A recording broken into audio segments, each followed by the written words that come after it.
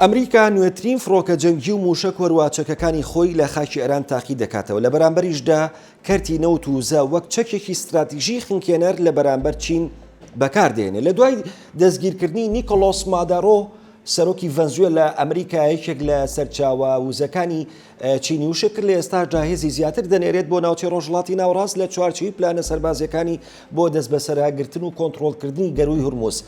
ئەو گەروەی کە ڕۆژانە لە ١٤٤ نەوت و غازی سروشتی بۆ چین دابین دەکات. ئەگەر ئەم گەروە لەلایەن ئەمریکاوە دەستی بەسەرا بژیرێ ئەوە چین ڕوبەڕووی تەنگژەیەکی گەورەی وزە و نەوت و غاز دەبێتەوە بۆ پێی کە لە ١٤ نەوتی چین لەم گەروەوە دەگوازێتەوە بۆ چین هەروە لە ١30 بۆ 37 غازی چین لە گەروی هورموزەوە دابین دەکرێت. لە بەرامبەریشدا ئەوترێت کە لە ئێستادا بە گوێرەی راپۆرتەکان چین بڕی 1 ملیار و 400 ملیۆن بەرمیل نەوتی وەکو یەدەگی خەسنکراو کۆگاکراو هەیە. ئەگەر جەنگەکە بۆ ماوەی 4 مانگ درێژە بکێشێ ئەوە یەدەگی نەوتی کۆگاکراوی چین کۆتایی دێت و چین لەوێدا تەواوی کۆمپانیا و کارگەکانی پیشەسازی چین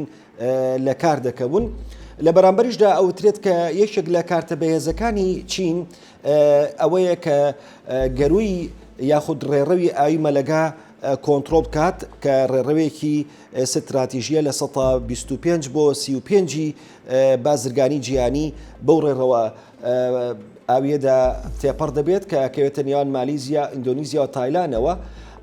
لەبەر ئەوە ئەگەر چین بتوانێت کۆنتڕۆڵی ئەم ڕێڕەوە ئاویە بکات ئەوە وەکو کارتێکی فشار لە بەرامبەر ئەمریکا بەکارهێنێت بە ڕێگریکردن لە گواستنەوەی چیپە ئەلکترۆنیەکان واتە کەرەستە ئەلکترۆنیە سیارەکان لە وڵاتانی ڕۆژهەڵاتی ئاسیا و هەروە لەلایەکی دیکەشەوە بەشێکی زۆر لە وڵاتانی ناوچەی ڕۆژهەڵاتی ئاسیا هاوپەیمانەکانی ئەمریکا متمانیان بە ئەمریکا لەدەست دەچێت لەوانەش ژاپۆن و کۆریە باشوور. بۆیە ئەمە یەکێکە لە کارتە بەهێزەکانی چین بۆ ڕاگررتنی هاوسەنگی لە بەرامبەر ئەمریکا لە ناوچەی ڕۆژهەڵاتی ناوەڕاست.